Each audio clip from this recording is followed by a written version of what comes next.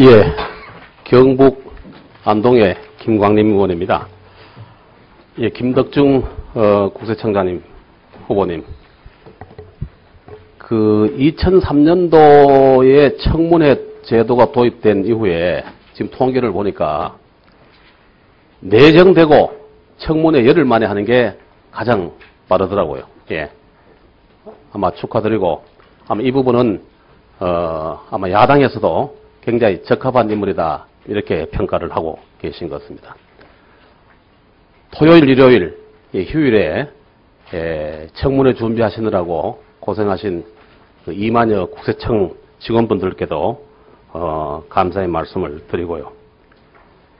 그런데 평을 한번 이렇게 언론의 평을 한번 들어봤습니다. 그러니까 청문회에서는 합리적이고 민주적인 리더십을 가진 사람이다 이렇게 왔는데, 그 다음에 언론에 나온 거 보면 매경이 덕장이다, 환경도 덕장이다, 소통을 중시한다, 부드럽다 이렇게 되는데, 어느 언론에서는 강력한 개혁을 추진할 수 있을런지 의문이다 걱정하는데 짧게 한 말씀 해주시죠. 여러 가지로 부족하지만은 청장으로 취임하게 되면 저의 모든 역량을 바쳐서 국세행정이 발전할 수 있도록 최선을 다하도록 하겠습니다. 우리 리더십에 대한 후보자의 서면 답변을 보면은 지인인사 대처명이 본인의 좌우명이고 모든 정책을 국민의 눈높이에서 검토하고 추진해 나가겠다. 납세자와 적극 소통하고 직원들과 공감하는 인사를 펴나가겠다 이렇게 했습니다. 그 다음에 이 재산 내역을 보니까 부동산 포함해가지고 6억 5,100입니다.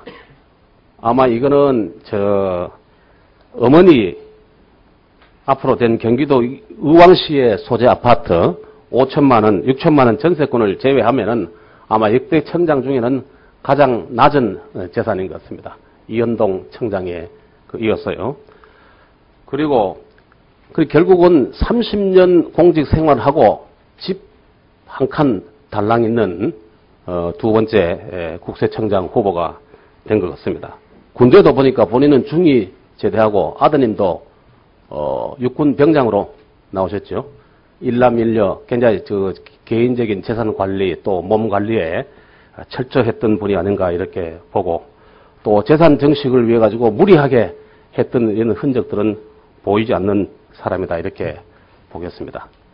근데 그 경력을 한번 보면은요, 대부분의 이전의 청장들이 한 30년 가까이 하는데 25년으로 상당히 빨리 청장으로 계셨는데, 그 중에 6년 넘게가 기획 쪽, 군대 이런 쪽이고, 청와대하고 기획재정부에 파견 근무한 것이 4년 6개월. 그리고 그 중에 2년은 재정경제부에 있었고, 2년 6개월은 아마 청와대 민정수석실에 근무한 것 같은데, 그때가 노무현 대통령님 계실 때죠? 그렇습니다. 예. 그리고 쭉 내려오는데 유독 조금 부족하다 싶은 것이 조사 업무에 근무하시는 게 다른 의원님들, 다른 청장님들보다는 짧았다. 그다음 납세자 보호 기간이 짧고 감사 감찰이나 여교 탈세 논의되고 있는 탈세는 근무 경력이 짧다. 이렇게 평가를 하겠습니다. 그 다음 표 한번 보시죠. 그런데 하나 굉장히 좀 이렇게 눈여겨봐야 될 게, 뒤에 앉아 계시는 국세청 간부님들도 보셔야 되겠습니다만은 98년도 국민의 정부 이후에 9분의 국세청장이 계셨는데, 그 중에 5분이 불명예 퇴진하셨거든요.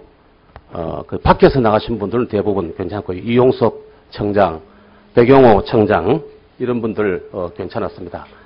근데 이분들을 보면은 전부 내부 승진자들거든요. 내부 승진이고, 국세청장 후보자가 됐을 때보다는 청장으로 재직하면서 그 이전에 행태들이 문제돼 가지고 자리를 그만뒀습니다. 이걸 보고 내부 승진에 우리 김덕중 후보자께서 한 말씀 해주셔야 되는데 꼭 해주실 게 이 5분들이 저 문제 때문에 나가셨다기보다는 정치적 중립성을 지키지 못했기 때문에 저런 것들이 지적이 되어가지고 튀어나왔다 이렇게 볼 수가 있겠습니다. 정치적 중립에서 또 선배 내부 출신자들 전부 어렵게 된 데 대해서 한 말씀 해주시죠. 전임 청장님들에 대해서 제가 평가하는 것은 적절치 못한 측면이 있다고 생각합니다. 다만 의원님께서 말씀 주신 것처럼 국세행정의 중립성과 청렴성을 유지해서 국세청 본연의 일을 제대로 잘하고 영예롭게 퇴임할 수 있도록 노력하겠습니다. 예, 그리고 전체적인 평을 보면은 우리 김덕중 후보자님은 스텝으로서 막내로서 이런 잘하시고 온건하고 하시는데 리더로서 강하게 추진하는 추진력 이런 것들은 좀 부족하지 않나. 그러니까 남을 보좌하는 것은 뛰어나지만은 본인이 직접 업무 처리한 데는 내공이 좀 부족하지 않느냐 하는 지적들이 많습니다. 어떻게 보완하시겠죠? 의원님의 주신 말씀 잘 새기겠습니다. 과거와 다른 리더십이 더 효과적으로 발휘할 수 있는 환경과 생태가 되어가고 있다고 생각을 합니다만은 의원님이 주신 부분을 잘 보완해서 근무하도록 하겠습니다. 간부님들하고 같이 생각을 해봐야 되는데 국세청장이 청문회는 말씀으로 이렇게 잘 피해나오고 문제되지 않으면 된다 이런 게 아니고 좀 앞으로 그 국회 나와서 답변하고 하실 때 좀 확신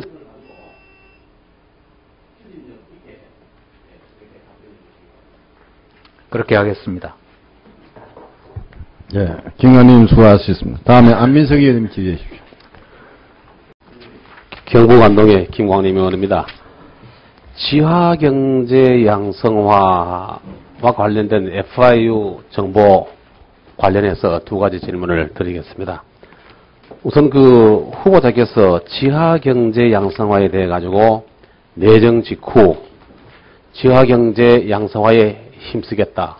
또 서면 답변한 데 보면은 안정적인 세입 확보를 위해서 지하경제 양성화가 최우선 과제다. 오늘 모두 발언에서도 또 지하경제 양성화, FIU 정보 공유 필수적이다. 이렇게 했는데 2가지 여쭈면 하나는 대충 오늘 오전하고 오후주 보면은 FIU 자료를 공유하면은 한 6조 원 정도 세수가 더 들어온다. 이렇게 했는데 본의원은 그게 고지서 발부 부과 기준인지 실제로 징수 기준인지 한번 얘기해 보십시오. 나는 그게 6조 원이 아니라고 보는데. 지금 저희가 세수입을 이야기할 때에는 징수 기준이라고 생각을 합니다만은 지금 제도가 갖추어지지 않은 초년도에는 좀 적게 나타날 수 있습니다만. 아니, 그게 아니고 6조 원이라고 계속 발표하는 그게 돈 들어오면 징수 기준이에요. 세금 고지서 발부하는 기준이에요. 징수 기준입니다. 틀림없죠. 지금 재원 제가 답변을 받아 놓은 거는 예. 이게 고지서 발부 기준이에요. 그래서 이게 세입으로 되자면은 고지서가 발부되고 그 다음에 국고금 통장으로 돈이 들어와야 되고 그러고 세입 예산에 잡혀져야 그 돈이 그 세입 예산으로 되는 겁니다. 그래서 뭐 세출에 복지에 썼는지 어디 쓰니까 이걸 다시 한번 확인해가지고 다음 업무보고 첫 업무보고 때 말씀해 주세요. 말씀드리겠습니다. 예. 그 다음에는 전부 걱정하는 게 정보 남용 우려입니다. 여기 보면은 그 미리 서면으로 했습니다만은 개인정보, 무단조회 이럴 때 답은 정보 접근을 엄격 제한하겠다. 외부 감독을 수용하겠다. 근데 외부 기관이 이게 국세청 직원들이 이걸 무단 조회하고 하는 것에 대해서 감독할 수 있도록 하겠다 하는 데 대해서 다시 한번 서면 답변 확인해 주십시오. 하겠습니까? 저희가 서면 답변은 그렇게 나왔어요. 제가 구두로도 말씀드린 바 있습니다만은 금융정보 활용 부분에 대한 외부 기관의 감독이나 감시 이런 부분들은 저희가 수용하겠다는 말씀을 드립니다. 예. 그 다음에 오늘 오전에도 계속해서 얘기했는데 혹시 이게 이 서민들 축의금 좀 받고 전세자금 처리하고 이 정육점 조사하고 이런 것도 얘기가 되는데 축조의금 이런 것들에 대해 가지고 서민들이 추가적으로 좀 으스스하게 걱정 안 해도 되겠습니까? 그런 부분은 전혀 걱정하지 않도록 운영하겠습니다. 일회성의 거래라든가 사업의 특성상 지속적으로 이루어지는 부분에 대해서는 저희가 검토하지 않고 경우에 따라서는 FIU로부터 그러한 부분들을 배제하고 받을 수도 있다고 생각을 합니다. 그 다음에 모두 발언에 또 말씀을 하셨는데 소기업 소상인들의 과표 노출 이걸 우려하지 않도록 하고 좀 이게 대기업 위주로 좀 해줬으면 되지 않겠느냐 하는 요청에 대해서 대법인 대재산가 위주로 적발 원칙을 확립해서 추진하겠다 이렇게 말씀하셨는데 확인해 주시죠. 그것이 저희 추진 방향입니다. 예, 그렇게 해주시기 부탁드리고요. 세무조사에 대해서 한번 말씀드리겠는데 후보자 모두 발언 보면은 특별감찰 조직을 설치하겠다. 그 다음에 특히 여기 그 모두 발언의 5페이지에 보면은 중소기업, 소상공인, 지방소재기업과 일자리 창출기업의 세무조사 부담을 완화하겠다. 이렇게 했는데요. 이게요.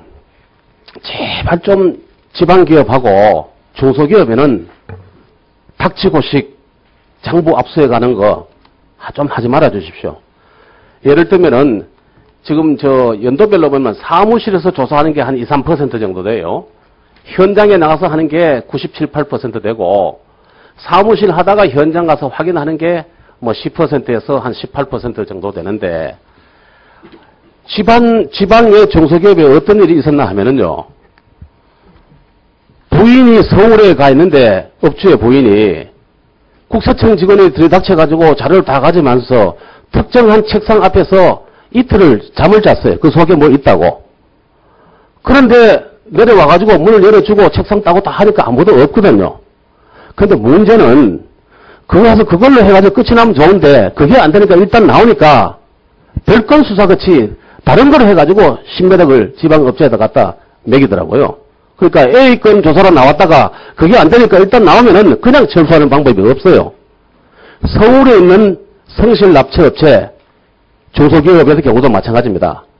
나와서 40박스를 수거해가지고 갔습니다. 근데 계속 연장하고 했는데 A 목적으로 나왔던 건 안 나오거든요. 근데 그냥 가시는 게 아니고 결과적으로 3년 전에 국세청장 모범 납세자로 표창받는데도 불구하고 다른 걸 해가지고 이렇게 과세를 하고 가더라고요. 이거 좀 하지 말아 주십시오. 그래서 지방기업, 중소기업은 서면 조사를 원칙으로 하고 그 다음에 확인 현장에 가서 하지 닥치고식 서류 압수해가는 거 이거는 절대로 하지 않겠다고 우리 김덕중 후보자님 확인해 주십시오. 상식적이고 합리적인 범위에서 조사를 진행하도록 하겠습니다. 그리고 써준 답변 같은데 좀 내심 좀 그렇게 하지 않겠다. 이현동 청장님이 그렇게 말씀하셨는데 현장에서 이루어지는 그런 겁니다. 한 번 나오면 절대로 그냥 가지 않습니다. 다른 걸 조사해서라도 이렇게 확인해가지고 가죠. 실제로 저희가 조사를 나가서 추징세액 없이 마무리하는 경우도 일부 있다는 점을 말씀드립니다. 그 다음에 이제 특별감찰 조직은요, 이거를 KT의 경우에는 보니까 납품 비리가 끊지 않았는데 감찰 담당하는 부사장을 특수부 검사 출신으로 임명한 겁니다. 그러니까 윤리 경영 수준을 굉장히 높이고 이게 근절되면서 이 사람이 나중에 처음 시작은 대검 감찰 과정도 지낸 사람입니다만은 나중에는 부사장, 사장까지 됐다는 말씀을 드리고 국세청에도 초창기에는 그냥 할 것 없이 그러다가 서울시 내부 인사로 임명하고 하는데 이 부분은 외부 인사로 좀 할 수 있도록 강한 의지를 좀 한번 보여주십시오. 숙고하겠습니다. 예. 그리고 마지막으로 돈 스크랩 부가가치세 매입자 납부 하도록 하는 제도를 도입하는 건데, 이걸 보고를 참 받아보셨습니까? 서면 답변 미리 서면 질문 드렸습니다만은. 예, 내용을 알고 있습니다. 잘 알고 계시죠? 그래서 이거는 2012년도 국세청 국정감사 시정 요구 때 국세청은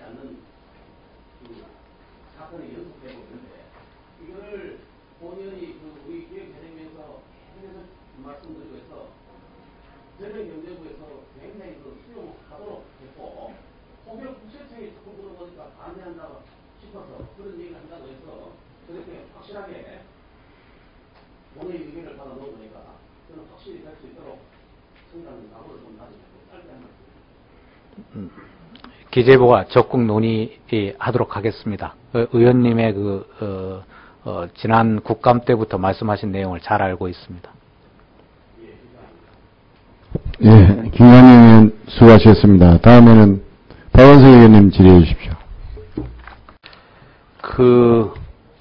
보다 자세한 내용은 배부해드린 유인물을 참조해 주시기 바랍니다. 이렇게 했는데,